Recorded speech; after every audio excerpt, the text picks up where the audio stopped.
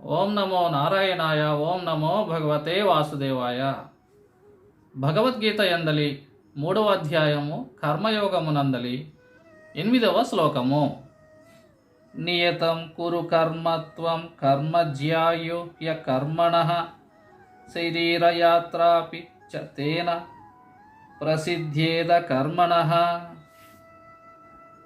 నియతం కురు కర్మత్వం కర్మజ్యాయు య కర్మణః శరీరయాత్రాపి చ తేన ప్రసిద్ధ్యేద కర్మణః. ఈ శ్లోకం యొక్క తెలుగు అర్థము: నీవు శాస్త్రవిహిత కర్తవ్య కర్మలను ఆచరింపుమో, ఏలనన కర్మలను చేయకుండుట కంటెను చేయుటయే ఉత్తమము. కర్మలను ఆచరింపనిచో నీ శరీర నిర్వహణము కూడా సాధ్యము కాదు. ఈ శ్లోకమునకు ముందు శ్లోకములైనటువంటి 6వ శ్లోకము 7వ శ్లోకముల యందు శ్రీకృష్ణ పరమాత్మ ఈ విధముగా తెలిపి ఉన్నారు. 6వ శ్లోకమునందు దంభి మూఢాచారి గురించి తెలిపి ఉన్నారు. పైకి మాత్రము సన్యాసిగా నమ్మిస్తూ లోపల మాత్రము పరస్త్రీ వ్యామోహము, స్త్రీలపై వ్యామోహం కలిగి ఉన్నటువంటి వారు, అనగా ఇంద్రియములు, మనసు స్త్రీ వ్యామోహం కలిగి ఉండటం, స్త్రీల గురించి ఆలోచించటము. అలాగుననే పైకి మాత్రము ఏ విషయం పైనను, ఏ వస్తువు పైనను, ఏ విషయం పైనను ఆశ లేకుండా కనిపిస్తూ లోపల మాత్రము ఆ యొక్క వస్తువులు లేదా ఆ యొక్క విషయము దేనిపైనైతే కోరిక కలిగి ఉందో ఆ కోరికల్ని పదే పదే ఆలోచిస్తూ ఉండేటటువంటి వారు.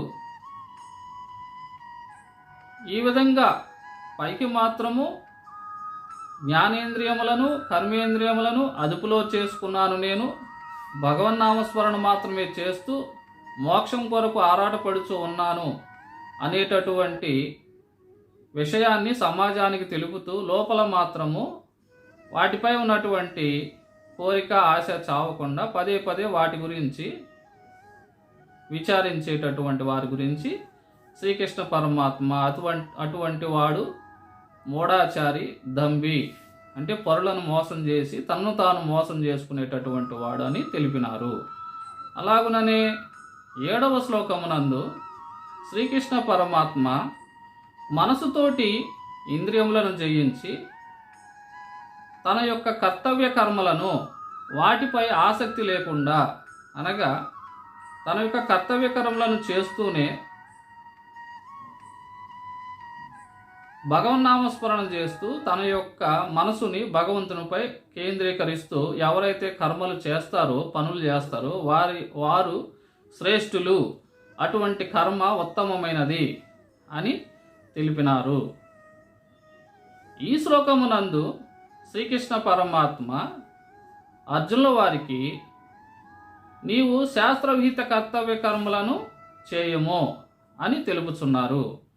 అర్జునుల వారు తన ఎదుట ఉన్నటువంటి గురువులు, ముత్తాతలు, బంధువులు, అన్నదమ్ములు వీరందరూ కూడా తనవారు, వీరిని నేను యుద్ధమున జయించి ఆ విధముగా వచ్చినటువంటి రక్తసిక్తమైనటువంటి రాజ్యమును నేను పరిపాలించలేను, నేను భిక్షమెత్తుకొని అయినను బ్రతుకుటకు సంతోషిస్తాను, కానీ ఈ యుద్ధమున నా ఎదుట ఉన్నటువంటి వారిని నేను సంహరించలేను అని తెలిపి శ్రీకృష్ణ పరమాత్మను శరణు వేడినాడు.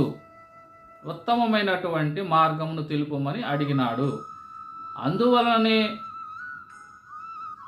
ఇంతకుముందు 2వ అధ్యాయంలో కూడాను శ్రీకృష్ణ పరమాత్మ ఎన్నో విధములుగా అర్జునుల వారికి ఉపదేశించడం జరిగినది తన యొక్క కర్తవ్య కర్మలను గురించి. ఈ శ్లోకమునందు కూడా శ్రీకృష్ణ పరమాత్మ అర్జునుల వారికి అర్జునుల వారి ద్వారా ఈ సమాజానికి ఈ విధంగా తెలుపుచున్నారు. శాస్త్రవిహిత కర్తవ్య కర్మలు అనగా ప్రతి ఒక్కరికి స్వాభావికముగా ఏదో ఒక పని పట్ల ప్రత్యేకత కలిగి ఉంటాడు. పని వచ్చి ఉంటాడు, ఏదో ఒక పని వచ్చి ఉంటాడు. అది శౌర్య పరాక్రమాలలో కానీ, అలాగుననే తెలియనటువంటి వారికి జ్ఞానము గురించి, భగవంతుడి గురించి తెలియనటువంటి వారికి జ్ఞానబోధ చేయు విషయముల యందు ప్రత్యేకత కలిగి ఉండుట కానీ, లేదా ఈ సమాజ పోషణ కొరకు సంబంధించినటువంటి వృత్తులలో, వారి యొక్క ఉద్యోగములలో, వ్యవసాయములలో, పరిశ్రమలలో, అలాగే న్యాయ వ్యవస్థ అయితే తన యొక్క న్యాయ వృత్తికి న్యాయం చేయుట,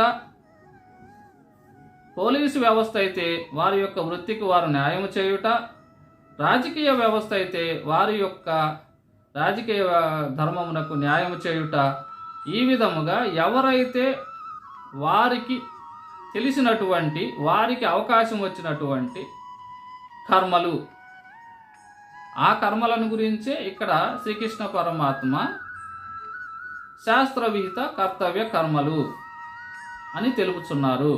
స్వాభావికంగా వచ్చినటువంటి, వారికి తెలిసినటువంటి పనులను వారు చేయవలెను.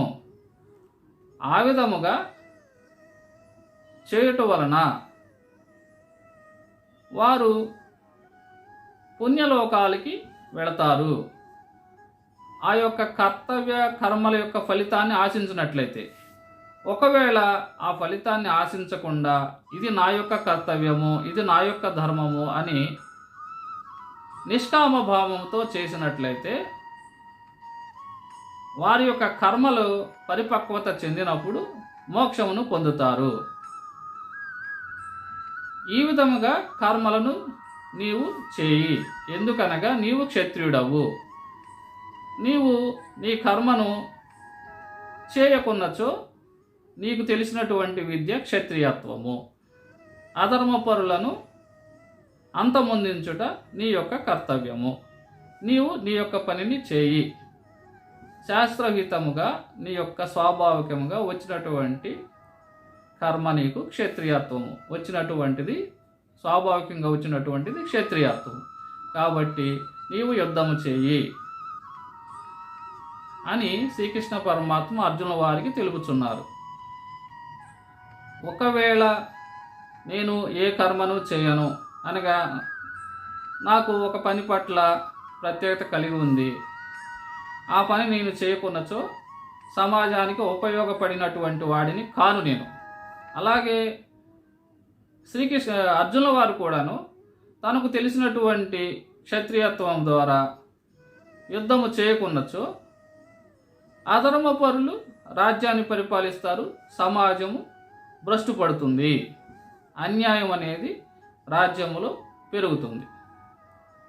కాబట్టి కర్మలు చేయకుండా ఉండట కంటే కర్తవ్య కర్మలను చేయుటయే ఉత్తమము అని శ్రీకృష్ణ పరమాత్మ ఈ శ్లోకము ద్వారా అర్జునుల వారికి మరియు మనందరికీ తెలుపుచున్నారు.